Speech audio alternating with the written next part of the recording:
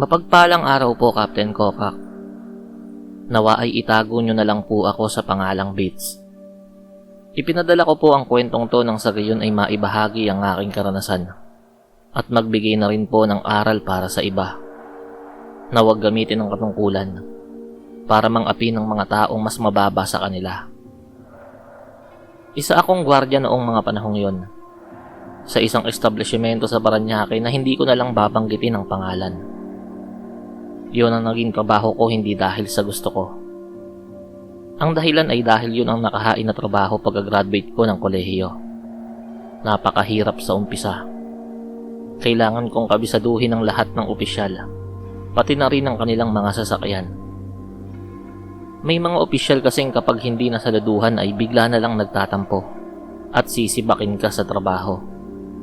Wala kaming magagawa sa mga panahong yon. Sila ang mga nasa pwesto. Batas ang kahit anong desisyong bibitawan nila. Sa una ay talagang napakahirap. Mas lalo na kapag nakikilala mo na ang mga kasamahang napakalakas sumipsip sa aming mga opisyal. Pero habang tumatagal, ay nakukuha ko na ang kalakaran. Kailangan lang palang sumabay sa agos. Kapag sinabi ng opisyal na magaling sila, dapat ay sasang-ayon ka. Kapag sinabi ng opisyal na mahusay sila, dapat ay pupurihin mo pa silang mas lalo. Siguradong hindi ka matatanggal sa trabaho kapag ganoon ang ginawa mo. May mga pagkakataon na napapagalitan din ako ng opisyal ko sa mga bagay na hindi ko naman kasalanan. Ang tanging ginagawa ko na lang ay ang humingi ng pasensya. Tapos ay aaminin ko na pagkakamali ko ang mga bagay na yon. Sa ganoong paraan ay titigil na sa kakadaldal ang opisyal. Ang opisyal kong yun ay itago na lang natin sa pangalang Commander Yabang. Palagi nitong ipinagmamalaki na kilalang kilala daw siya sa probinsya nila dahil dati raw siyang pulis. Bukod pa roon, ay buhay raw ang suot niyang kwintas na may palawit na ratsulok at may nakauka na mata. Anting-anting daw yon. Sabi pa niya ay hindi daw siya tinatablan ng bala kapag nakikipagbarilan siya sa probinsya. Isang beses nga ay may bumasag sa pagyayabang niya. Noong minsang ipagyabang niya ang isang peklat sa kanyang tiyan. Nagawa daw yon ng tama ng bala. Sir, di ba sabi mo hindi ka tinatablan ng bala dahil sa anting-anting mo? Bakit may peklat ka sa tiyan? Tapos sabi mo, tama ng bala yan? Hindi ka nga tinatablan ng bala, di ba? Tanong ng isa kong kasamahan. At dahil doon, biglang nag-iba ang timpla ng mukha ni Commander Yabang. Nilapitan niya ang kasamahan kong yon, tapos ay dinibdiban. Pinag-push up ng 100 ulit, tapos ay hindi na pinapasok.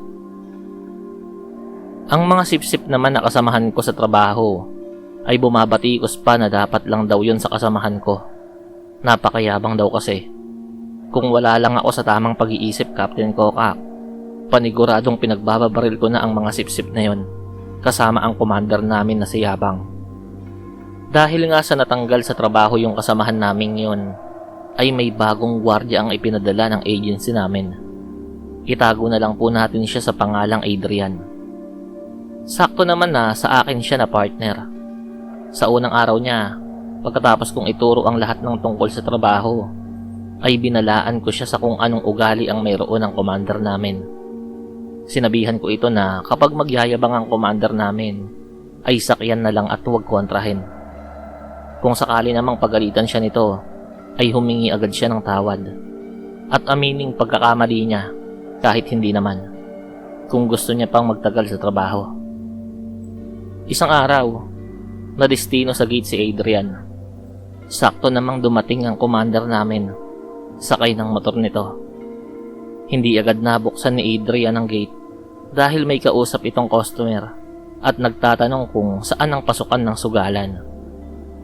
Nang matapos mabigyan ng direksyon ni Adrian ang customer, ay binuksan na nito ang gate para makapasok si Commander Yabang. Yun nga lang, ay galit na yon at pinagmumumura si Adrian.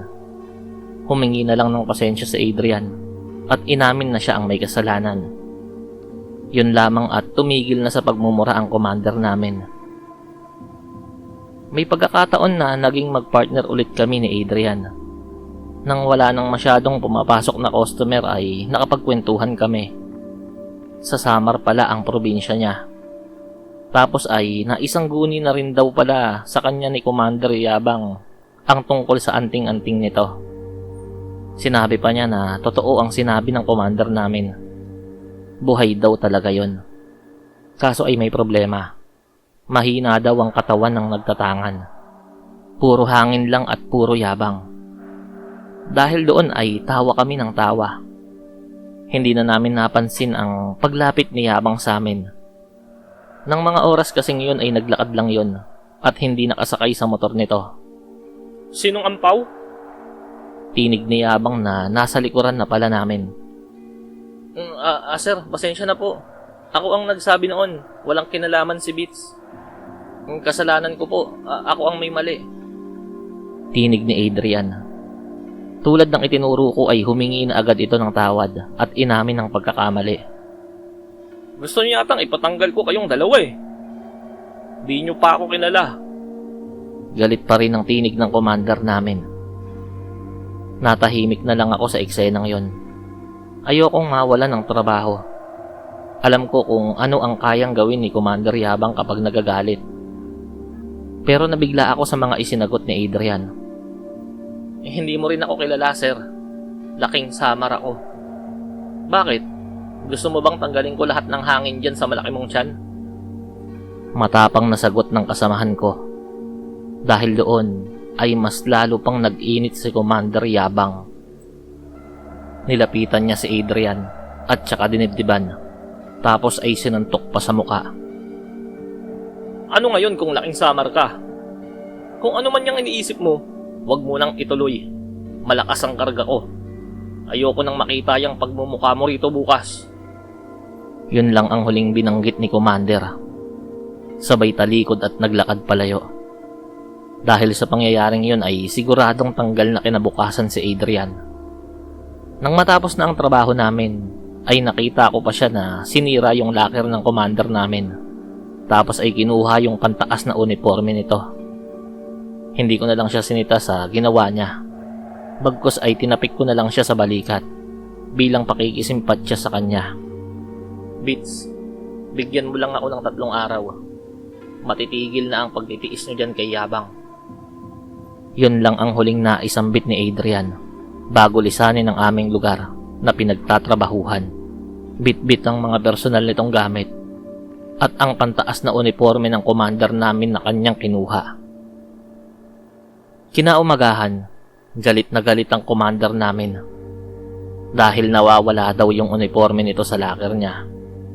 Kung sino-sino pa ang pinagbintangan nito, pati yung mga kasamahan kong malakas sumipsip sa kanya ay nadibdiban din. Nang papalapit na siya sa akin ay inihanda ko na ang sarili kong madibdiban. Subalit biglang natumba sa sahig si Yabang. Agad naman itong dinaluhan ng mga sipsip kong kasamahan. Tumitirik ang mata noon, tapos ay dighay ng dighay. Kadiri yon dahil napakabaho ng amoy ng idinidighay niya. Maya-maya ay sumuka yon. Lumabas sa bibig nito at sa ilong ang mga kinaing kanin at ulam. Ilang sandali pa ay putik na ang isinusuka nun. Nagkagulo na ang lahat. Isinugod ng commander namin sa ospital. Ang ilan sa mga kasamahan ko ay bumulong na marahil ay nakarma raw ito dahil sa pag-uugali at panggigipit sa aming mga gwardya. Nagtatawanan pa yung ilang sipsip na kasamahan namin at sinabing expired na raw yung anting-anting ng commander namin.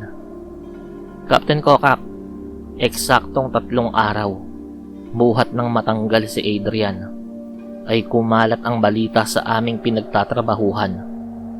Pumanaw na raw si Yabang dahil sa labis na pagsusuka. Naubusan daw ng likido sa katawan. Captain, nawa ay nagustuhan nyo at ng inyong mga tagapakinig ang kwentong to. Sana rin ay makapagbigay ito ng aral para sa lahat. Ito po ang karanasan kong hinding-hindi ko malilimutan. Kung papaanong nagkasagupa ang anting-anting laban sa ulam.